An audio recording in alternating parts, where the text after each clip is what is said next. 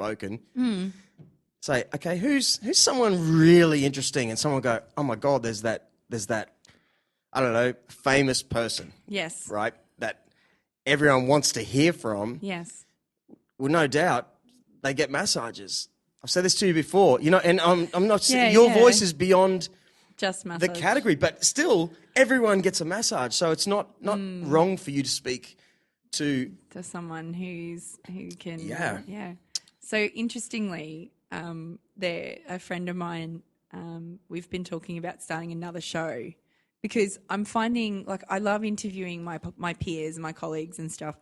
But you're right. There's a point where you're kind of like, this is getting a bit samey and it's only been 21 episodes. So I'm definitely still having heaps of fun doing it and all this kind of stuff. But I want to have a fun show as well. I want to have a thing that isn't just about what my profession. And so we've decided, we're in the process at the moment of maybe thinking about starting another show. And the premise of the show would be that you can't come on the show unless you've had at least 2 glasses of wine. Yes. And you have to be prepared to be interviewed on a Friday night or Saturday night so that everyone can have at least 2 glasses of wine. And then just we want to call it tipsy clarity, where Beautiful. You're just like, oh, this is the thing I thought about when I was a little bit drunk. And it was great. And I had these ideas and record it and basically just kind of see what comes up. But we want to maybe put a little bit more structure around it just to kind of make it happen. But that, just have people on and do kind of like what you do. Talk to everyone about what they do and how they do it, but make sure that there's at least some wine or beer. I'm pro wine and beer, so it's a bit like a wedding. Love the idea. I love it too. We've had a few drinks in these, a lot actually, and it is the best. It's not only it's the most fun for me, because I'd imagine if you start talking to someone from your own profession, they don't want to embarrass themselves, so they'll be giving you their business back. They won't go, oh man, there was this time. Oh my God, this time where this thing happened, and this most embarrassing story that would ruin their business, right? They don't. And that's what you really want. That's what the listener wants. Yeah, I'm all for it. Well, and I think that's the thing is it's like I said, what I've been realizing about myself through, oh God, this is going to sound really, through the journey of podcasting. I do really like hearing myself. I do really like talking to people, and I really want to hear. Did you say the journey of podcasting? I did. Yeah. Yeah. Wanker. Go. But I want to hear from other people. I want to hear from other people, and I want to hear about the stuff that's changed their life, or the stuff that's made them happy, or the stuff that makes them grumpy, like the YouTube video's not working or things like that.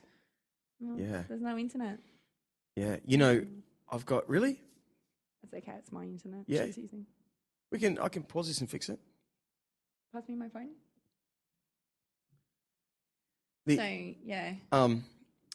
are 2 podcasts that I go to every time because I know I'll get exactly that.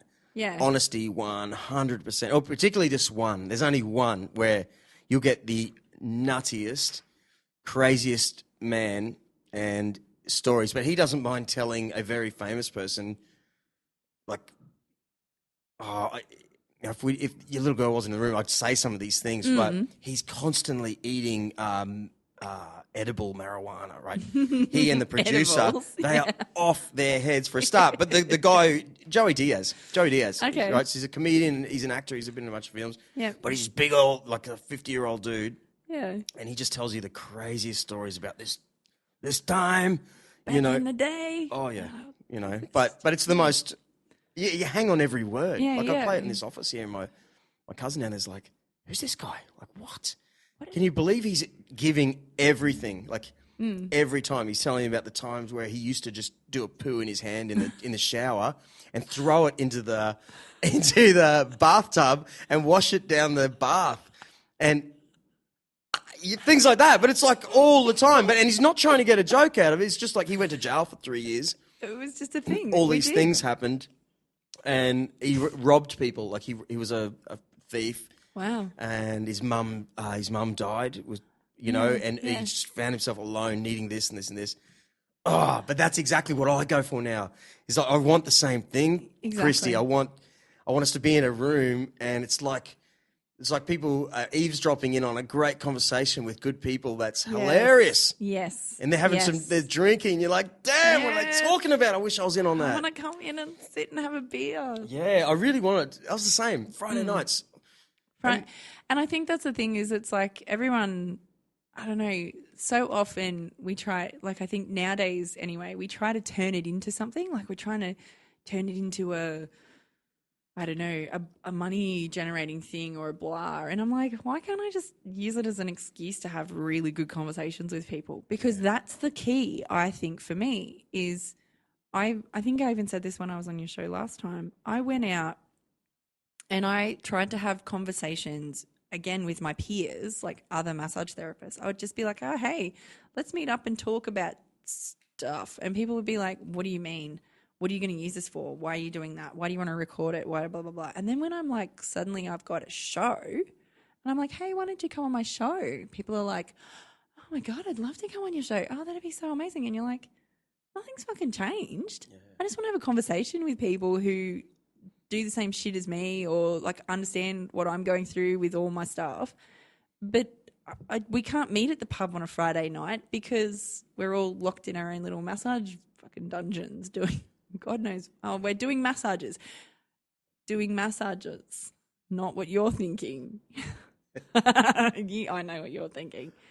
So we have a hashtag for you. Yeah? Yeah. Who's we? Who are you talking about? Me and my friend Tony. My friend Tony. You've been telling Tony some stories. I have. Girl or boy? Tony girl. Girl Tony. Tony with an I. Tony with an I. She's like my favourite person in the world. Is she hot? She's cute. I like her. Okay, I don't mind my stories getting out there to cute girls. Cute girls. No, we have a hashtag. You never released my episode, did you? Please don't. Please don't.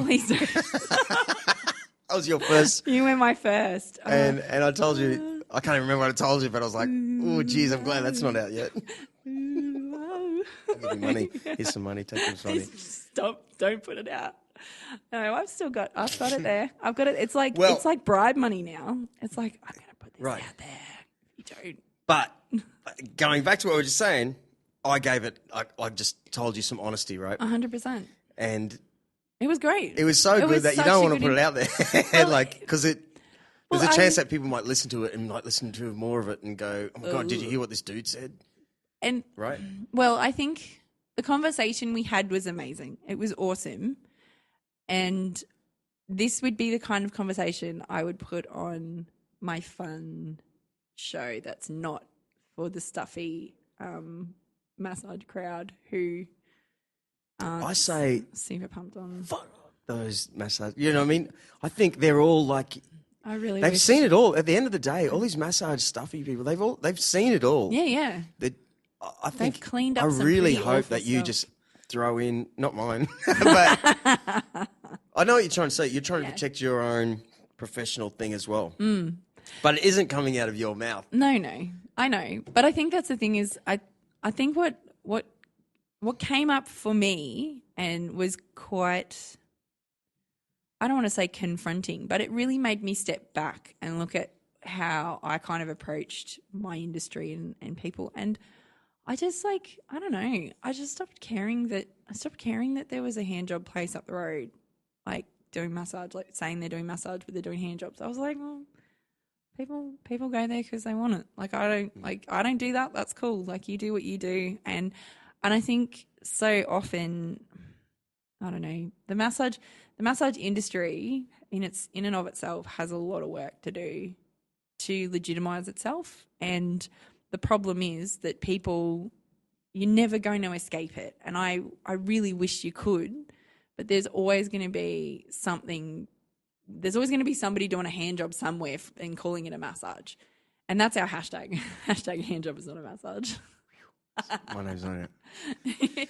But no, but see, I'd like to put it out there now. Like, we still think of it as a massage. Like it's not. You don't just go there.